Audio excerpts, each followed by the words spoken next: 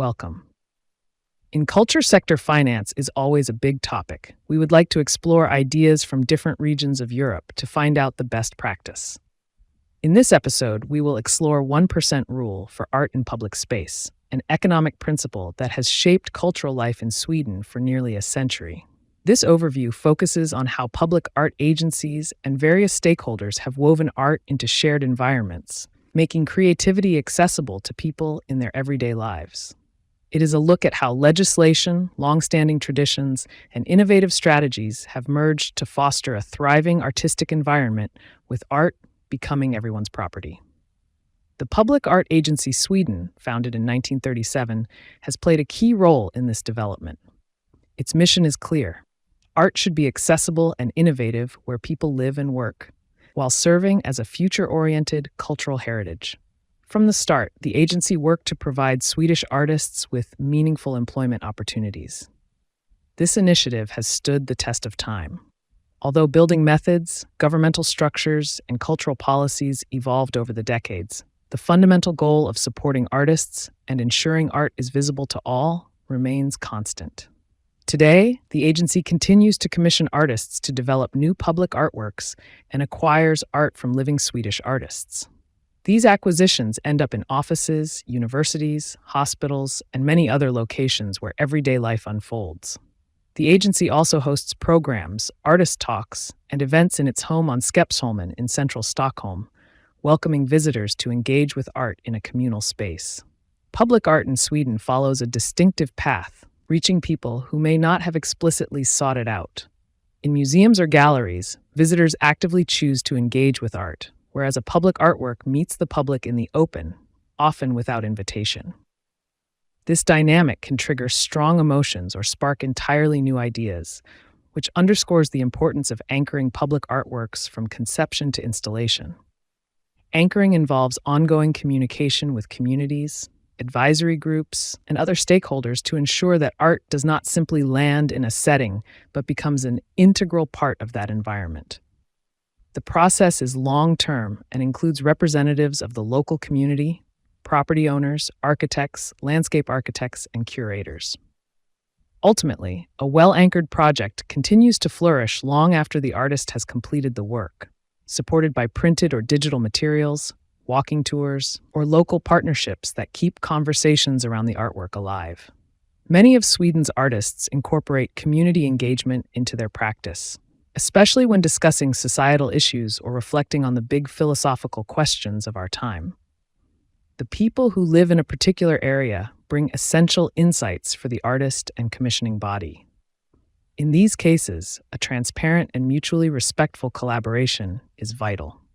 Participants should understand the value they contribute, and where possible, they receive remuneration for their involvement.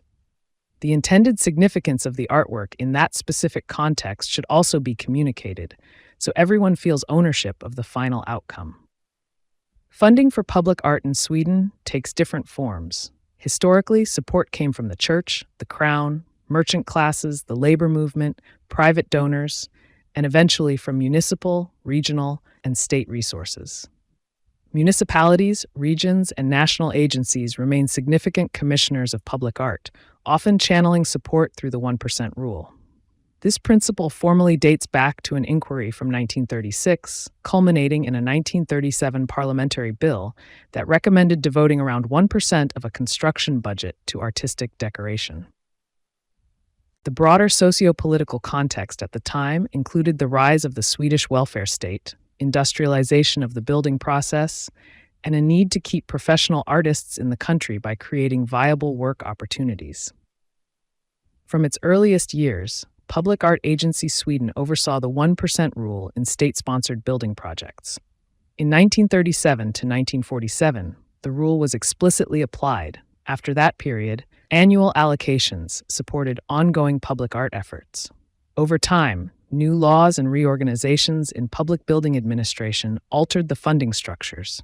Central agencies like the National Board of Public Building dissolved, and responsibilities spread among multiple corporations and administrators.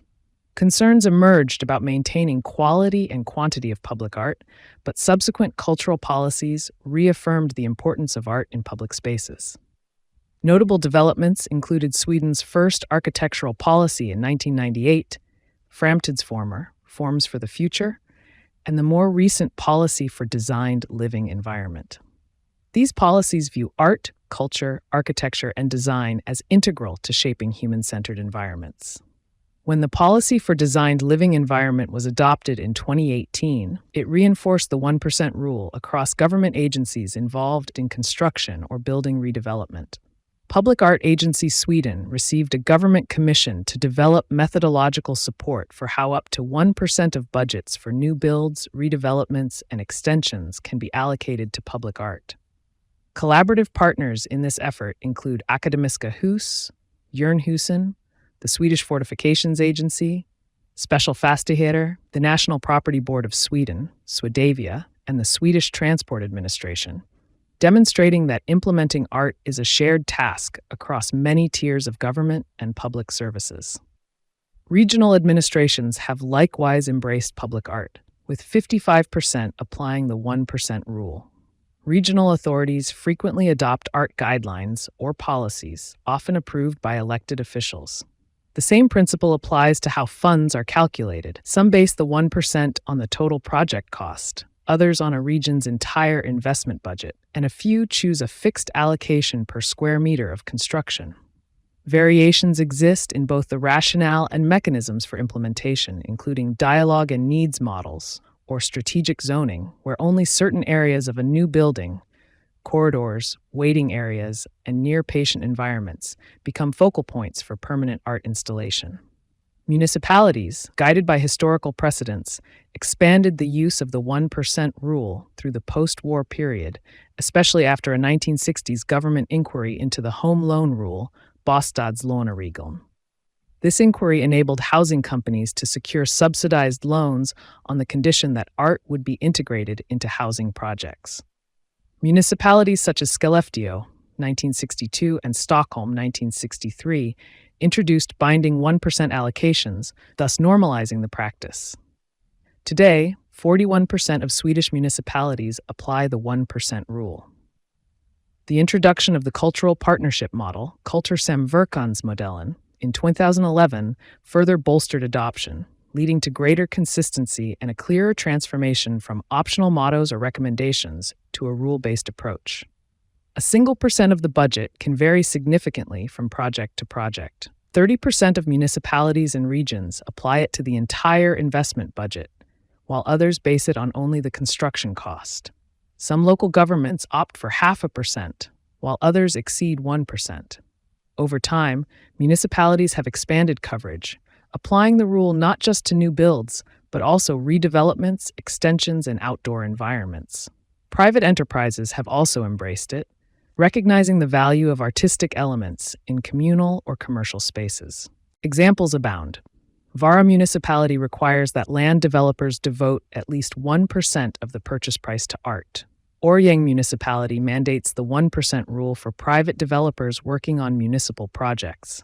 Nivsta municipality calculates 1% of the project's first approved budget and recalculates if the proportion dips below 0.5%. Haninge municipality earmarks 1% of its entire annual construction budget, including critical infrastructure, for public art. These local decisions confirm that the 1% rule remains both flexible and influential. Public Art Agency Sweden's efforts have led to large-scale collaborations, ensuring that even the biggest state-funded developments incorporate art. Notable commissioners include the government-owned Akademiska Hus, the Swedish Transport Administration, and a handful of major municipalities: Gävle, Göteborg, Linköping, Stockholm, Uddevalla, Uppsala, and Örebro. Complementary studies by the Swedish Arts Grants Committee shed light on the progress of the 1% rule, identifying two peaks for municipal adoption, 1988 to 1992 and 2005 to 2011, and significant gains after 2011 when the cultural partnership model came into force. Overall, the Swedish approach to public art aligns with the vision of creating environments focused on well-being, culture, and a sense of belonging. The 1% rule has provided decades of stable financial support and a structural impetus to integrate art into everyday spaces. Public Art Agency Sweden continues to broaden the conversation, inviting citizens into the process, fostering new artist community collaborations, and ensuring that art remains a vibrant resource for social dialogue. The country's history of public investment underscores the democratic right to engage with culture in shared spaces and reaffirms art's enduring role as a cornerstone of collective life.